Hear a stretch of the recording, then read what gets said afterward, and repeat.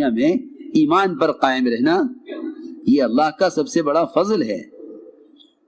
چنانچہ حضور اکرم صلی اللہ علیہ وسلم سے یہ مطالبہ کیا کہ ہم آپ کو حجر اسود کا بوسہ نہیں لینے دیں گے جب تک آپ ہمارے بتوں کے آگے سے جھک کر نہیں جائیں گے۔ آپ صلی اللہ علیہ وسلم کو اس میں کوئی شک نہیں کہ انبیاء علیہ السلام تو ہر گناہ سے معصوم ہیں۔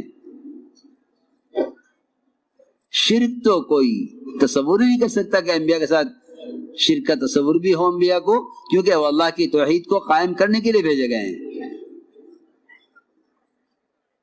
لیکن آپ کو ہلکا سے خیال آیا بغیر دل کے ارادے کے، اگر ان کو صرف خاموش کرنے کے واسطے سر سے اشارہ کر دیا جائے تو کیا حرج ہے؟ یہ خیال آیا بغیر دل کے ارادے کے، بغیر دل کے ارادے کے، اور یہ خیال آپ نے پکایا نہیں، آ کر گزر گیا۔ اللہ نے فرمایا وَلَوْلَا أَن ثَبَّتْنَاكَ لَقَدْ كِدتَّ تَرْكَنُ إِلَيْهِمْ شَيْئًا قَلِيلًا۔ نبی جی اگر ہم آپ کو نہ جماتے تو قریب تھا کہ آپ ان کی بات کی طرف تھوڑے سے جھک جاتے، وہ بھی دل کے ارادے سے نہیں، صرف ان کو دکھانے کے لیے۔ اگر آپ ایسا کر لیتے تو ہم آپ کو دگنا عذاب دنیا میں دیتے، دگنا عذاب آخرت میں دیتے۔ ہاں، میں نے بات اس لیے عرض کی ہے کہ ہم میں سے ہر ایک غور کرے اپنی ذات کے اعتبار سے، اس لیے کہ مسلمان کی بے دینی وہ صرف اپنے اختیار سے نہیں ہے، بلکہ کچھ اسباب ہیں بے دینی کے، صرف اپنے اختیار سے بھی نہیں ہے، بلکہ کوئی اسباب ہے بے دینی کے۔ جہاں بے دینی کا اسباب اپنے ذاتی اندر سے ہیں وہاں نفس کے تقاضے سے ہیں، اور جہاں بے دینی کا اسباب باہر کی طاقت سے ہیں وہاں باہر کی طاقت سے ہیں، مگر یہ اس کے مقابلے میں کامیاب نہیں ہو سکتے۔ یہ حالات کو دیکھ کر دین بدل دیں گے، یہ حالات کو دیکھ کر دین بدل دیں گے، حالات کو سامنے رکھ کر چلیں گے، حالات کو سامنے رکھ کر چلیں گے۔ حالات یہ ہیں تو یہ حالات کے لیے دین بدل دیں گے۔ میں جو عرض کرنا چاہتا تھا کہ ہر قسم کے حال سے مقابلہ، ہر قسم کے قانون سے مقابلہ، اس مقابلے کی قوت اللہ تعالیٰ کی شرط پر دیتے تھے، وہ شرط دعوت ہے، وہ شرط دعوت ہے۔ تو میں نے عرض کیا کہ جب مسلمان اپنے دین کی دعوت کو چھوڑ دیتا ہے تو پھر وہ اپنے دین کو بیچنے لگتا ہے۔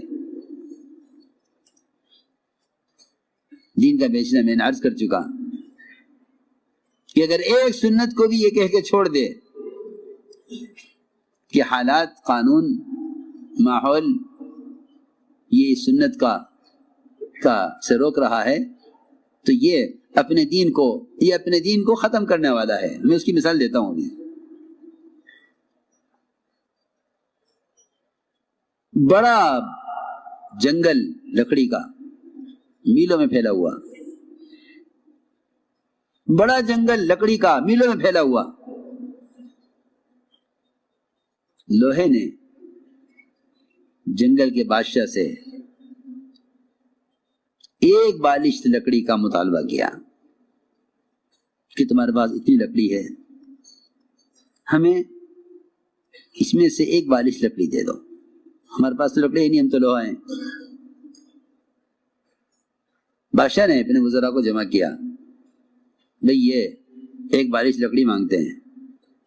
وزراء نے کہا ایک بالشت؟ ہم انہیں 1 انچ لکڑی بھی نہیں دیں گے. اس لیے نہیں کہ ہمارا کمی آ جائے گی،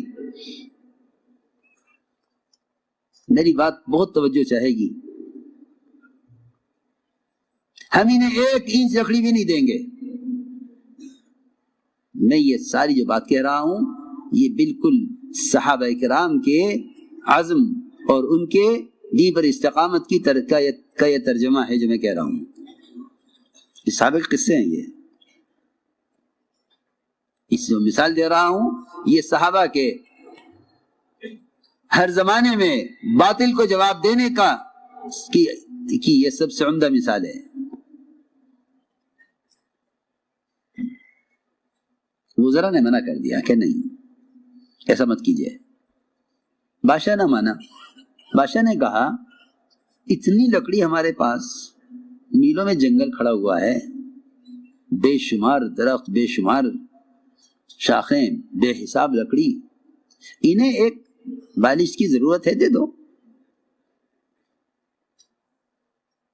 نہ مانا بادشاہ اور اس نے لکڑی اٹھا کے 1 بالش لکڑی اس کو دے دی. لوہے نے اس لکڑی کی ہتھی بنائی اور اسے آرے میں لگایا اور سارا جنگل کاٹ کے ختم کر دیا. سارا جنگل کاٹ کر ختم کر دیا. عقل کو استعمال کرو، میں جو کہہ رہا ہوں. ہاں کیوں؟ پہلے